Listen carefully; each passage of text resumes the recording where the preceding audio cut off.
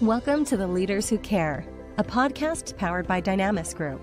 We are here to give the stage and support to those committed to create a positive and lasting impact, way beyond the profits and margins, the leaders of the world who care for others and serve a bigger purpose. Join us on the journey of creating a better, more caring world.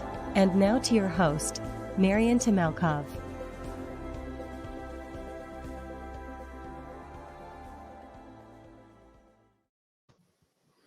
Hello, everyone. I'm super excited today to welcome a very special guest. As you know, guys, we are on the mission to look out and find some of the most caring leaders from every corner of the world. And today I have one of the most caring CIO that I have come across, Derek Kramer. Thank you for joining us and making the time. It's a pleasure to have you today. And for those who don't know you, it would be great if you can just share a few words and a brief introduction. Oh, well, thank you, Marian, for having me on the webcast today. It's an honor to be considered to be part of the esteemed group of leaders who care. My name is Derek Kramer. I'm a partner with Veregy Consulting, and I have a varied career, different roles in leadership, mostly in the CIO, CTO space. And I am currently supporting other CIO, CTOs as part of the Veregy Consulting Group. My probably biggest, reason for being here is the thing I'm proudest of the most, which is having an opportunity to work with outstanding professionals, see them grow and thrive, and on to bigger, better things. So again, thank you for having me as part of today's webcast. It is absolutely a great honor to have you, Derek. And as I got to know you over the last few months, it was so inspirational, first of all, to learn about your journey and what you do. And I know you're very modest in many ways. You don't necessarily talk about how great you are and so forth, but I can see a lot of the things and the great results you have achieved. And of course, we often see the title or what someone has accomplished. But today and our really mission is to get to know people, what's behind their success, what is their journey look like, and of course, what role care played into that. So if you can maybe share, kind of starting from more or less the beginning, Derek, a bit of your background. I'm a little bit familiar. You come from your parents from a wonderful country, and if you just share your roots, heritage, and your major milestones in your journey, that would be great. Oh, sure. Yeah, I'm a first-generation American. My parents emigrated from Argentina back in the 60s. So right at the same time as the Beatles, which is all the albums you see behind me are actually their albums from when they emigrated. And so they grew up kind of finding their way in this country with the hopes and dreams of giving a better life to their children, so that we can go and thrive and prosper. And I think I've carried that with me in my professional career as well. I've always considered my organization, my team, my colleagues to be part of my family. And that same kind of mentality has kind of carried me through.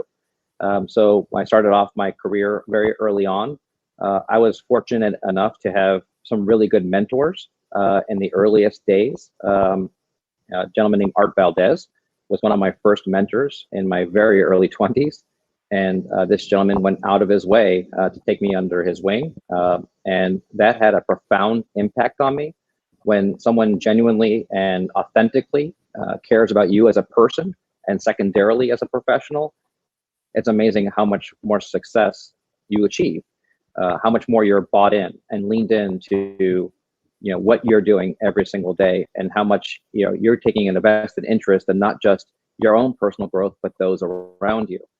And so Art Valdez, who unfortunately has passed away, but he was a phenomenal mentor for me early on. And I was fortunate enough just a few years later, when I went to IBM, I had another amazing mentor named David Zanata. And again, somebody who takes a both personal and professional interest it just made it very, very clear to me, this continuation of taking interest in others from the humanist side. It is not just essential. It's really the only way to be. It's the only way that I know. I just don't want to be a professional in any other way. And what I have seen is the multiplier effect that it has on my organizations to genuinely care about the teams that you have, taking a vested interest in them personally, professionally. Their growth is your growth.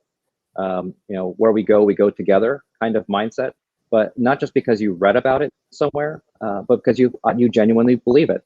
And when you do that, it's very contagious because it creates an entire legion of other practitioners who follow suit. And before you know it, your organization is, outperforming any of the expectations that they had. And I don't want to say effortlessly, but it's certainly not because of turning screws or cracking whips. Never had to do that in my career. If people believe, they'll achieve. No, this is great sharing, Derek, and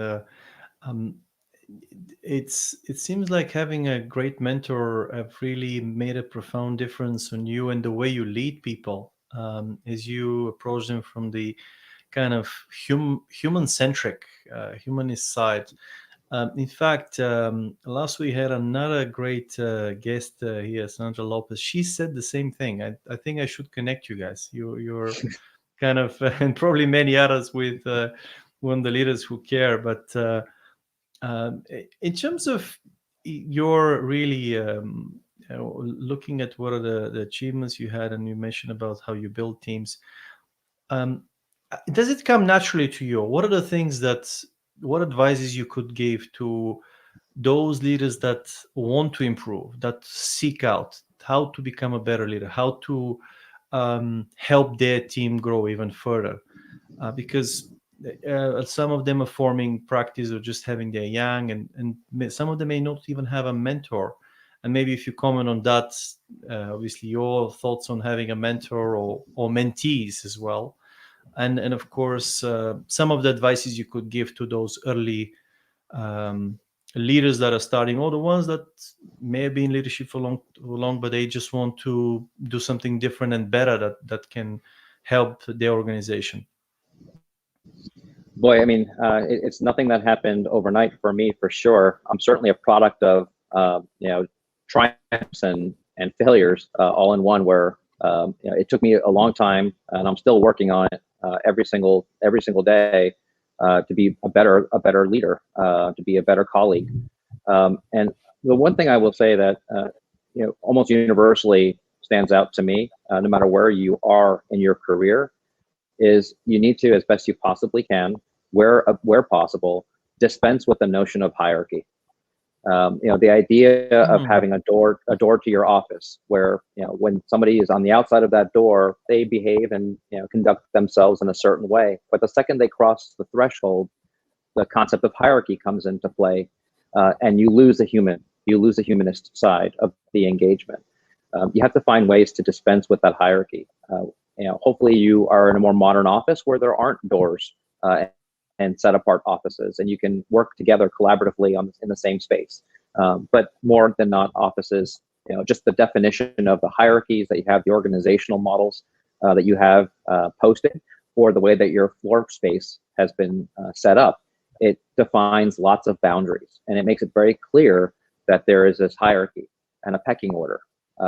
And when you have that, it certainly changes mindsets naturally, both from my team to me, and from me to my leadership. It defines boundaries. As best you possibly can, find ways around that early on.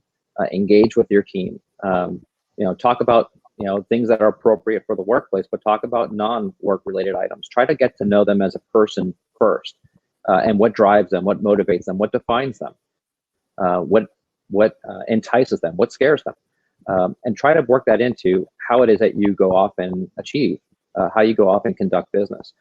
So the first thing it's very hard for many to do is, especially as leaders, just the term leader in and of itself automatically connotates the notion of subordinate, right, relationships. if that's the way that you're going to engage, you're really going to lose the caring side of the leadership, because then it becomes just top-down management. But so you have to find ways to genuinely and authentically engage with your team, and do the same. Show them that you're also equally vulnerable, but accessible.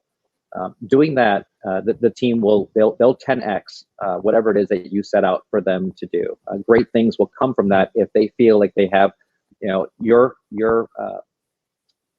not just oversight, but they have your air cover, so that they can go out there and achieve amazing things. So one good example of it is a great book by Daniel Pink called Drive 2.0, where I've really connected with the material that he has in there, because it's a lot of how I've been conducting my leadership style, but I just never had a framework. I'm not an author, so coming up with the way that he actually has crafted the narrative is quite brilliant, and I absolutely identify with his notion of, for teams to unlock their full potential, they have to have autonomy, mastery, and purpose. Which means autonomy means relinquishing some of the control that we as leaders sometimes are not apt to give or apprehensive about doling out.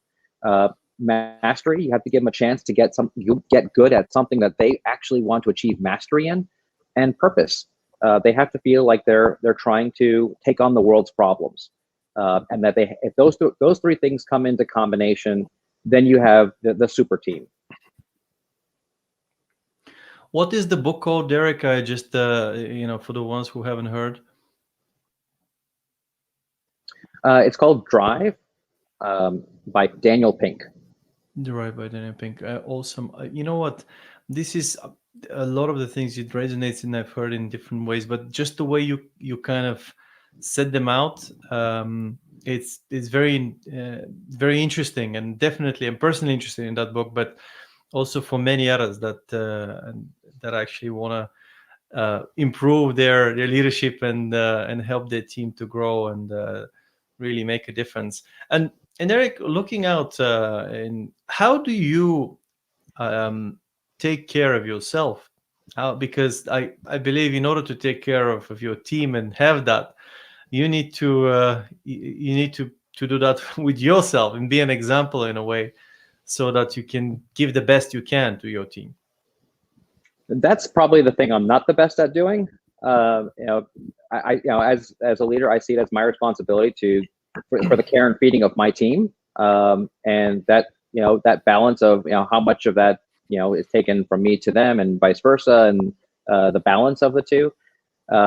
It's an area that I continue to work on, but you have to demonstrate that. You have to demonstrate that you are feeding your mind, whether it's reading the most recent works on whatever it is that interests you, leadership styles, business books, fiction, nonfiction, whatever. You have to take care of yourself, mind, body, and soul. Because if you're not emulating that, your team will pick up on that. That's equally contagious to the notion of teaming.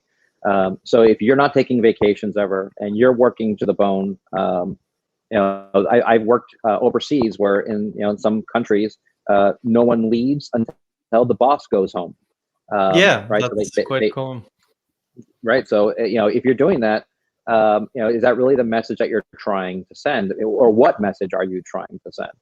So if you're taking care of yourself in whatever way that means, whether it's growing personally, professionally, mentally, physically, you need to share that with your team as well, what you're personally working on. Because again, it demonstrates vulnerability, that you are a human. And if you open yourself up to what you're working on, they will also, and more times than not, they'll reciprocate and share what they are working on. And maybe those are things that you can work on together, or just drive awareness for a leader who didn't even know that somebody was having a particular struggle. And there may be an opportunity there for you to help that person in some ways, which is connect them. You mentioned mentors, connect them with a mentor, or whatever is needed, or different programs that the company may be offering. But taking that extra step, it has a long range effect. And that's where you go from being a boss that is only interacting with their team for the moment in time at which they are a team, to those that interact with their team during that time and forevermore. Right? These are extended relationships that go beyond the confines of the job assignment. I love that. And you just started to actually elaborate and talk about how to build this kind of even team culture. And I have a question here from a listener here, Darina Stoeva. She said, "Great podcast. Could you share some practices and ideas on how to build a great team culture?" Which is, you started on this, so I wanted to you kind of maybe continue and sharing some of those insights of how that culture is kind of shaped and evolved and built into a caring. I don't have a perfect answer here, but I'll tell you one thing that that I insist on, because everything we've talked about today has been kind of the insular side, the inside of the team, right? Us into ourselves. But one of the ways that indirectly culture gets developed, and this is the byproduct of it. It's not the reason why you do it. It just becomes the byproduct. Is volunteerism, and taking your team with you out into the world and volunteering as a team. Because in that moment, there is no rank anymore. There is zero hierarchy. You are all committed to a common purpose. You have a common cause that you're all participating in. And when you're working side by side at a soup kitchen, a shelter, a school, whatever it is that you're working on together. And that's demonstrating the spirit of common cause. And those are the moments at which, you really become, each other's keeper, right? You become true colleagues, and the hierarchy is completely gone. Supervisors, team leaders, doesn't matter. You're all there.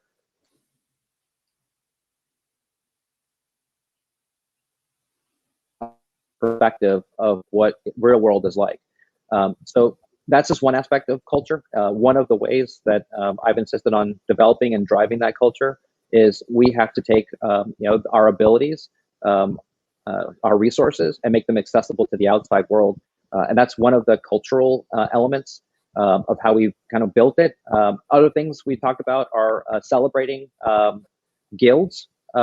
That's one of the things that one of my colleagues introduced me to is, making sure that the team, has the opportunity to establish guilds where they themselves can come together and talk about practices, whether it's the way work is achieved, whether it's the way that we celebrate, or anything that they can conceive. Let them come together so they can take ownership of their environment.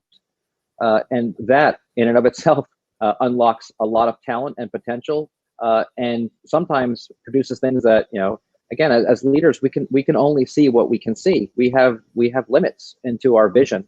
But you have a team of 100 or 1,000 individuals, and they start forming guilds, and they start conceiving of ideas, and knowing that they can take that risk.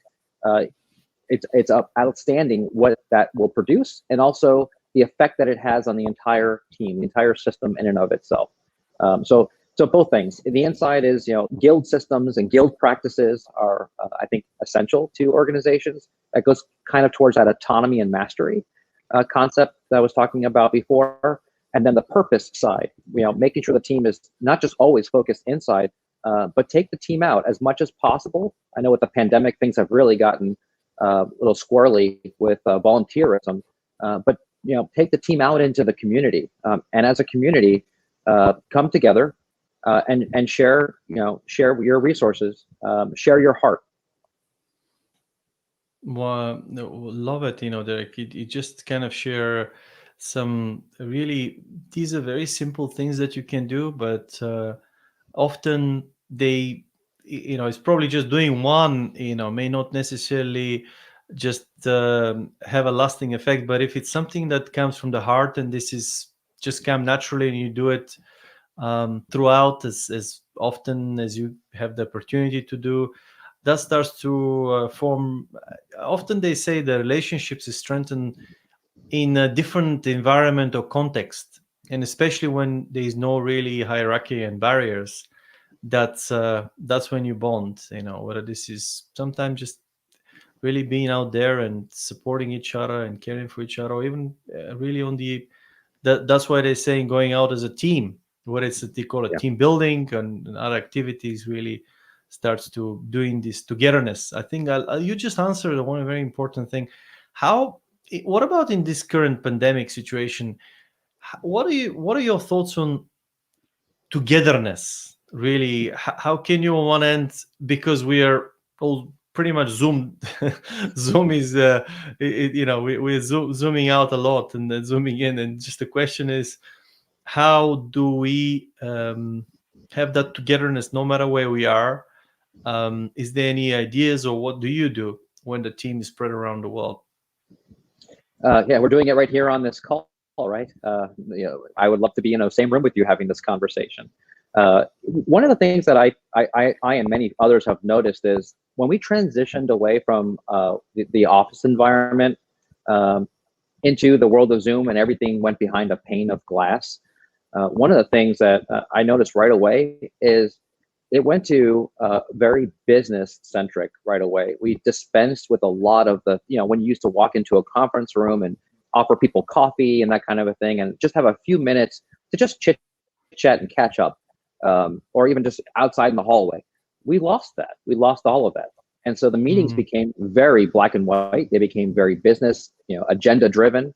And that's certainly necessary, but it can't be the only way that we're interacting with one another. We're going to lose touch, right, with the humanistic side of things. And so right away, early on in the pandemic, I insisted on still continuing to do meetings that necessarily didn't have an agenda. They weren't even meetings. They were really just, get-togethers to, the guilds, right? Let's get together as a guild and just talk about, anything, right? Who's binging what on Netflix? What did they find? So kind of creating communities. One of my team members came up with he called it virtual water cooler. And I was like, that's perfect. You can just talk about stuff that you would have around a water cooler. We'll just do that here. So you have to almost take extra steps to try as much as you can to keep the human side of how we used to interact in the virtual setting. Otherwise, you'll default to back-to-back meetings that are all very heavy agenda driven, and then just becomes like a nameless, faceless type of engagement. So you have to take, as a leader especially, take stock of just how much time are we spending speaking with each other, and how much time are we spending talking to each other, because they're different. And if you find that to be imbalanced or completely out of whack, you'll see it. People feel more and more disconnected, and the pandemic has affected everyone in countless ways. And just ask yourself as a leader, when's the last time I checked in with my team and asked them how they're doing? What do they need? Are they falling behind on things personally or professionally? What can I do even in this pandemic? Or are we just going from meeting to meeting and just ticking off items on an agenda? Well, thank you for sharing that, Derek. And it is really, what a great idea. I mean, virtual water cooler. It sounds so cool that it cools you down, and it's like take a take a really break. What a great creativity. I think while this has been a very tough moment for humanity, it's also probably, I'm convinced a lot of goodness is coming our way, and we're starting to see a lot of great things that is coming. So these ideas are awesome, and thank you for sharing. We have another question from somebody that and this is Christina, and she's Christina Yon. Thank you for the insights, Derek. Currently being in Diversity Month, what are your thoughts on bridging values in business? Bridging values in business. That's a great question, and my hope is that it's a native inherent thing with people, that we shouldn't have to wait for a given month to do it. But I get the point, right? I get the point, right? It's one of those things reminding you that just in case you've kind of lost sight of it, we're going to reinvigorate it. But bridging values in business, I almost think about it. If you have values, business will come. And I've seen it a little bit too lopsided, where businesses are trying to infuse value, and it's as if value is a byproduct of business. And so, I think we've all seen who those companies are. Many of us have, either worked at them or are aware of them. Companies should always be value centric at the core, and business is the result of that. And so that bridge is a great way to phrase it. Whoever asked that question, it's a great way to phrase it, because it is a bridge. It is a concrete bridge between the two. But I do think oftentimes I've seen it where it starts with business and they add in and they layer in values along the way. they kind of catch up with what's kind of happening, what's progressive, and they infuse that into the culture. Versus these things are at our core. It's who we've always been, and business is is the result of it. I think of companies like Patagonia, where it's clear where their values are, and business is the byproduct.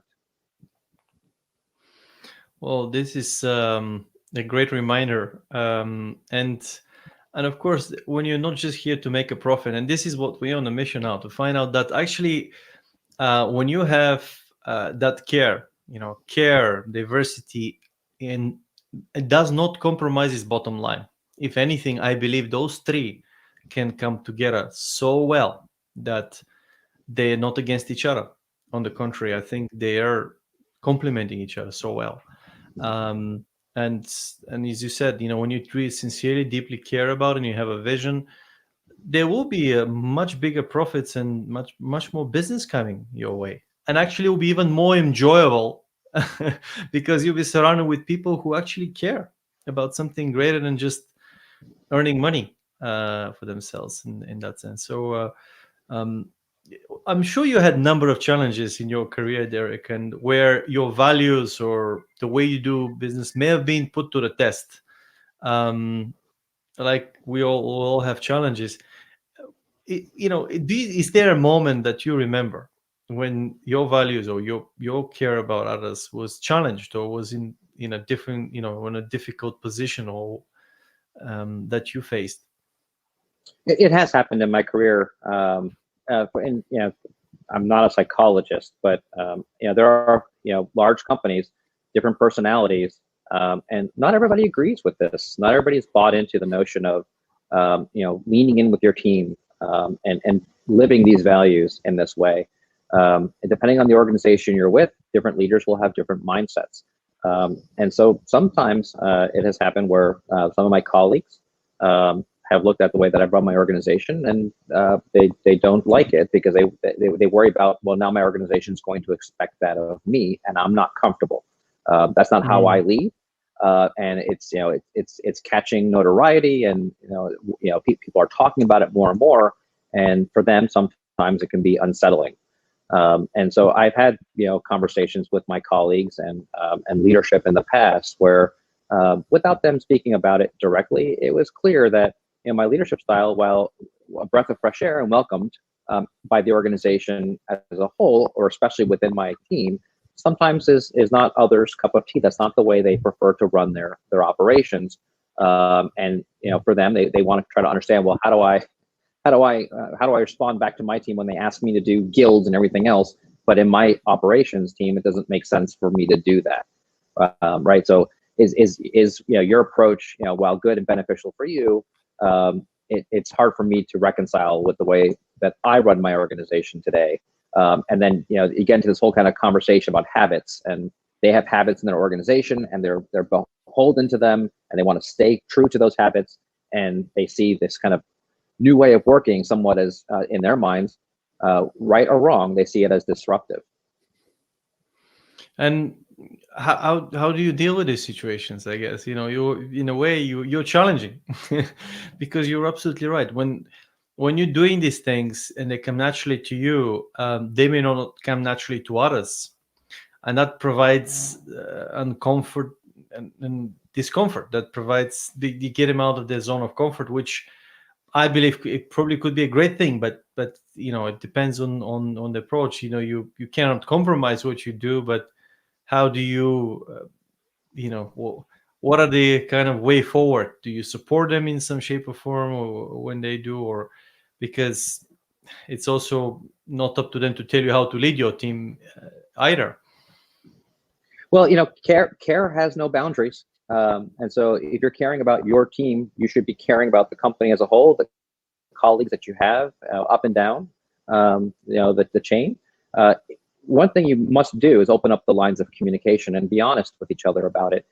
Because if that individual has an issue with it, you're going to want to know. And if you really care, just like you care about your team and you're giving them autonomy, mastery, and purpose, and all those kinds of great things to work with, great tools to work with, that same mindset has to apply to the way that you're interacting with your colleagues. You have to open up the dialogue, bring them in on what it is that you're doing, and vice versa. Have them bring you in and see, hey, do I need to tailor my approach here a little bit? Maybe I'm being too, ambitious with the way that we're approaching this. Maybe it's too alarming for certain individuals.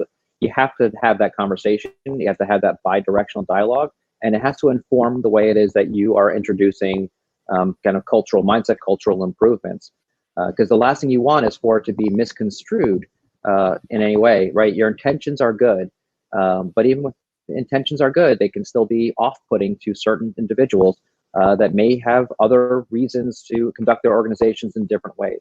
So you have to be accessible, not just to your team, but to them, and keep tabs, especially if what you are doing is introducing change. So if what you're doing is different than what was done before, it's never without consequence. So you have to have that dialogue with your colleagues, with your peers, and check the temperature and make sure they know where you're coming from.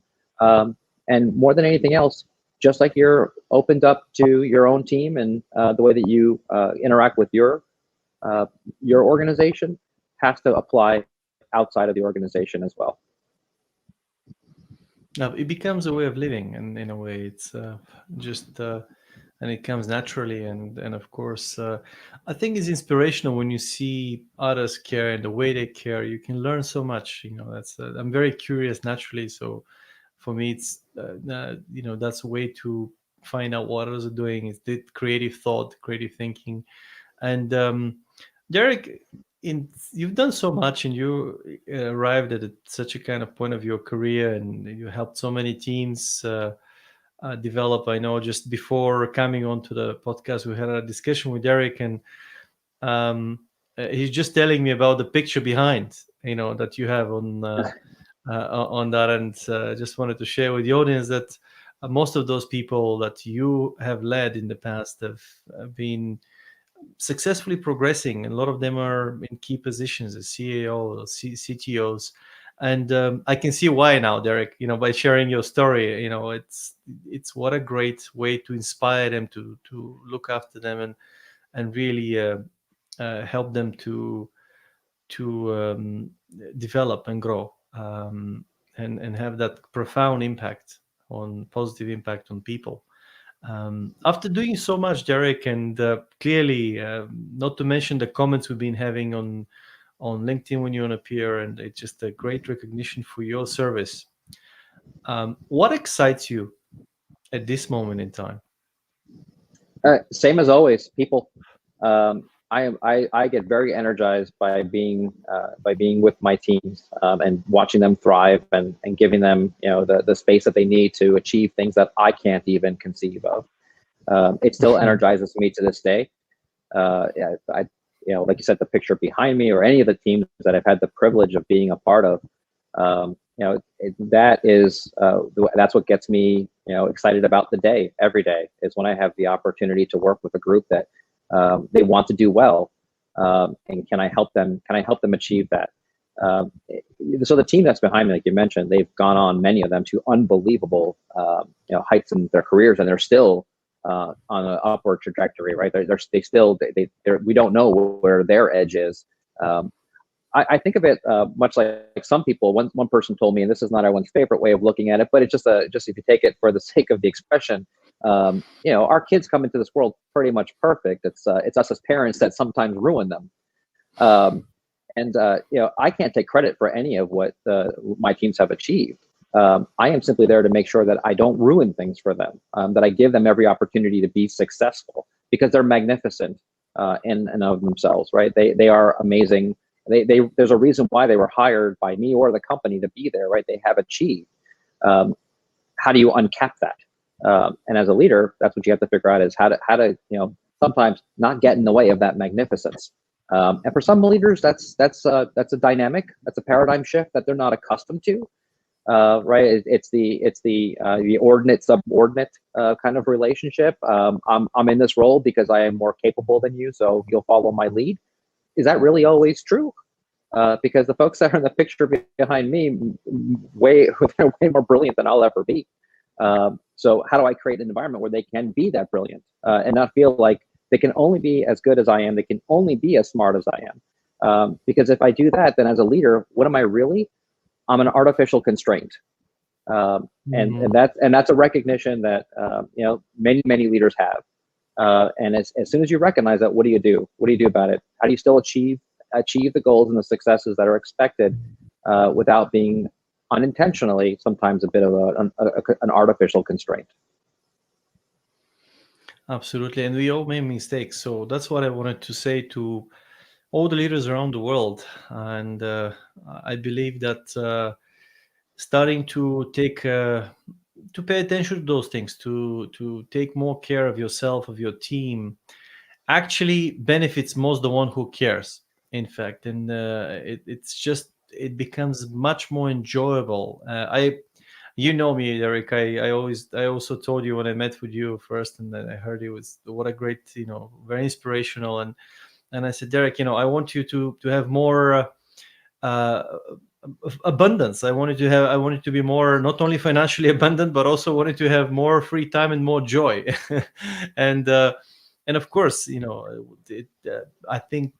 believe that can be possible with your team. If you have a great team, team that actually cares, all of that is possible. You don't have to micromanage anything, which frees you up to do time. If you bring the right people, as you mentioned, and put them into the right context to help them master certain skills, and share a vision and purpose, you don't have to administer anything. You just let them, you provide that context and environment for them to grow, so the 10x or whatever x it's coming your way, so you're more successful, you have more time, more joy.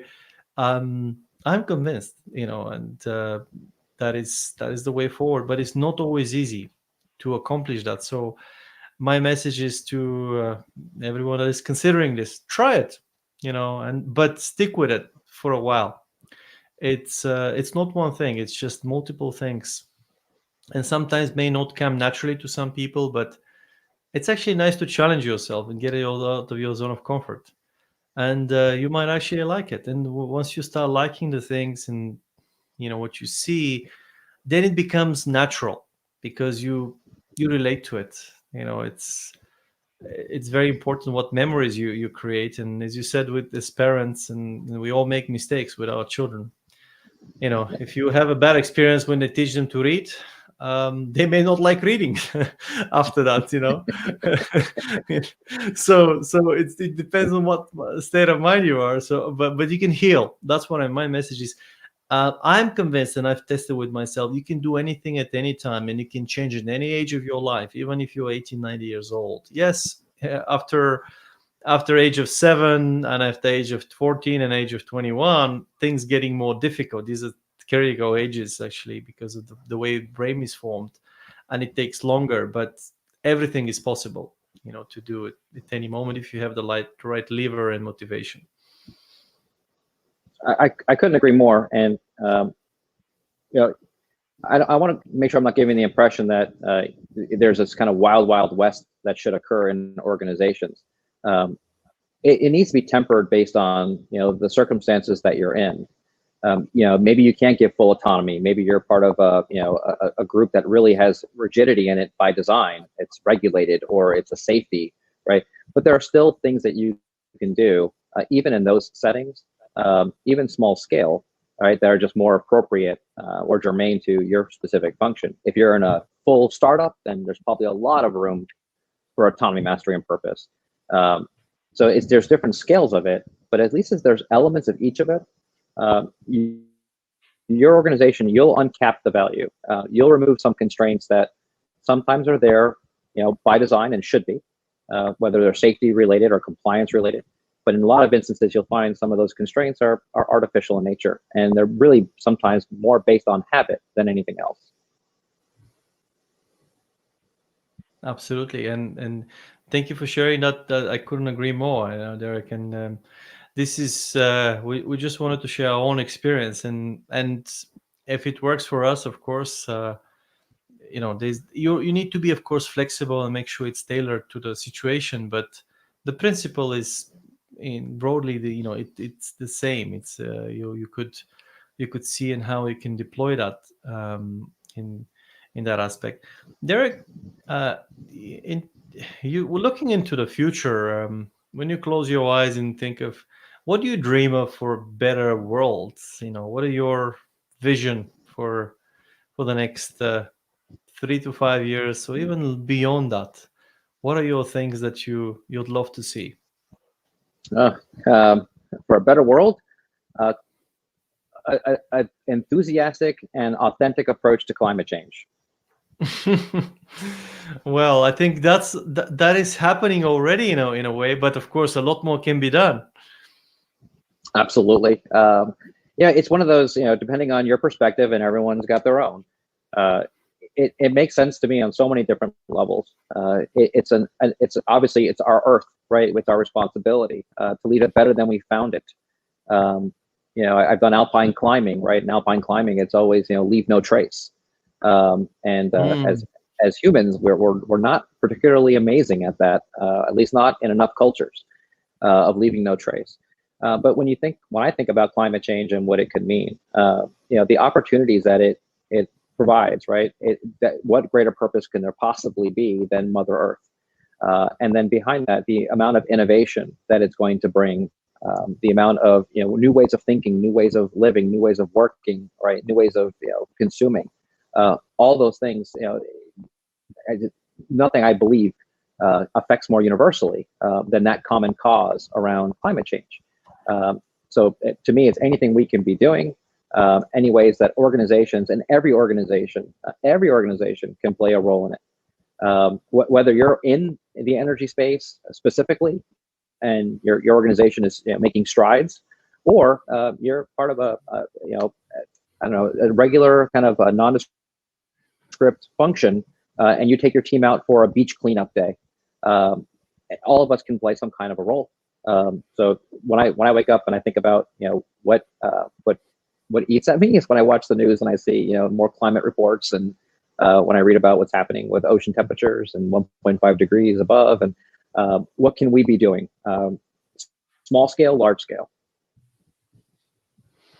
What a great message. Well, I agree. You can just start very small. Look to the left of you, to the right of you, and see what else. What can you do? And also encourage the younger generation. And lead by example.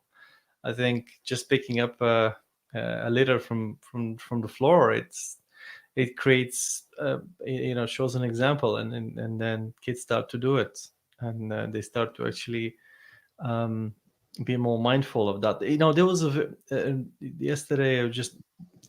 I was privileged to climb one of the most energetic places on Earth, and we're very mindful as we're climbing because it's beautiful unpolluted land in the mountains with number of lakes. And I discovered with a great friend of mine that he said, you know what, because we're drinking bottle and we pick a couple of bottles, on the way, back. And those bottles had lid on it. And he just said to me, you know what, how important is just to remove the lid of the bottle? Because if you don't remove the lid, that goes basically to the whole process. It takes more space in the litter. And then when it goes to be squeezed and kind of recycled, it gives a very hard time, and it's super energy inefficient, because it takes, instead of having a 2-liter bottle, full of air, you can have 2 liter full of, liter, and the problem is when it compresses it resists and creates a lot of difficulty for being recycled. So just removing the lid, it's kind of so simple, but it can actually have a profound positive impact on that. So I think just little things like that also personally I relate to and inspire me, but they can become big things if they're shared. Yeah, just the one little droplet in the water, right? And if anything, just to me, just that act, starts developing habits around always trying to take an extra step, thinking about the environment. What might seem small now, somebody else, like you said, sees you do that, and then they start doing it, and so on and so forth.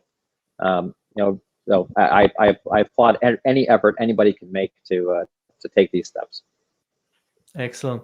And Derek, just before we kind of finish today, we talked about obviously your profession of CAO and really briefly, but what inspired you to get into that field, and what are your advice of anyone considering career in technology or as a CTO or CIO, and what is your kind of take on it and advice and guidance?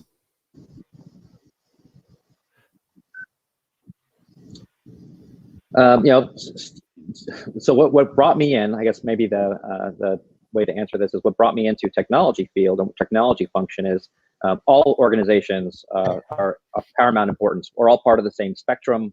We're all part of the same mission in our organizations. But what particularly drew me to technology is that it allows you to make it whatever you need it to be. Technology is one of the great equalizers that's out there. I've always told my team that when it comes to software, I mean, look how the world has changed. Everybody is entitled to uploading their code, putting an app out into the app stores and Google Play stores. It's a great equalizer. And when you're part of a technology function, you can shape it into whatever you can conceive. You can make it into that. I think of the equivalent to that would be like YouTube. Everybody that has access to the internet and a laptop, and I know that's not everybody, but for those that do, it's a level playing field. Everybody can upload a video, and all of a sudden, they are the baby shark, right? That's been seen by 2/3 of the earth. And code is the same thing, and technology is the same thing. You can create something, and it is as accessible for you to develop a product or capability for a company as it is as an individual, as it is for a large organization to do the same thing. Technology can be shaped into whatever you need it to be, in the way you need to be, in the time that you need to be. And every day that passes, that statement becomes more and more true. The playing field becomes even more and more level. I think we need to do more as a society to get more people involved with this and make internet accessible and laptops more affordable. So there's lots of work to do out at the edges here for sure. But as a practitioner, that's what's always drawn me into technology is you can shape it in a way that the organization both needs it or will ultimately want it. You can play both of those roles for an organization, and that has an unbelievable effect on the company. Well, thank you for sharing that. Any final words or advices that you may want to share with somebody considering a career in that, or just overall on kind of your journey and experience? If the message that I'm sharing with you, if it resonates, I'm delighted. Even if it's just bits and pieces that maybe are relevant. Like I don't want to give the impression, kind of a disclaimer. Not everything that I've been able to do or that I've done has been universal fit everywhere. It has to be tempered. So remember that. Remember that steps that you're taking, you need to bring others in on what it is that you're thinking about doing, both inside and outside your organization. And just take small steps. Take small steps and recognize that a couple things. If you're a leader who cares, make sure you're surrounding yourself with others that are like-minded. It's very interesting. Thank you for sharing that. Somebody also said it is also good to have opposing views, unlike-minded, in the sense to, and that allows you to challenge your belief and see whether you have a different perspective. You can either change perspective, or you could actually firm it up even more in that science. So it's a very interesting when you said like-minded, and I heard others saying also unlike-minded, because isn't that the notion of diversity? Because diversity means people are different. But agree. Mm-hmm. Well, sorry, when I mean like-minded, you're right. I mean at the core, that their heart, that they care. If they're coming at it from yes. If at the core there's similarities, then the debates can flourish, and you'll inform each other's thinking, and you'll learn from one another. Differing views are fantastic. I love healthy conversations. I love it. I love being challenged, and never to be entrenched. To truly be a true like autodidact, somebody that really is actually out there with the interest of learning, always learning. And always learning implies that you just don't always know. So if you don't know, you can't be entrenched. So you have to have that outside thinking. But as long as the individuals that you're interacting with, they have that good heart at the center, and they're coming at it with good intention and good intent, and it's bi-directional. They also want to hear your perspective. Then amazing, right? Amazing comes from that. No, thank you so much, Derek, for sharing all this and making the time. I'm sure many people that may be in IT or technology may be inspired by this. But if any one of them wants to get in touch with you, what's the best way to contact you? LinkedIn is always been the magic path from me to others and from them to me. So happy to engage in further dialogues with those on the LinkedIn channel. Thank you so much, Derek. What a great inspiration. Keep spreading goodness, and thank you for being a leader who cares. More than anything, thank you for having me. This has been a fantastic conversation. I'm humbled to be part of it. Thank you, Derek.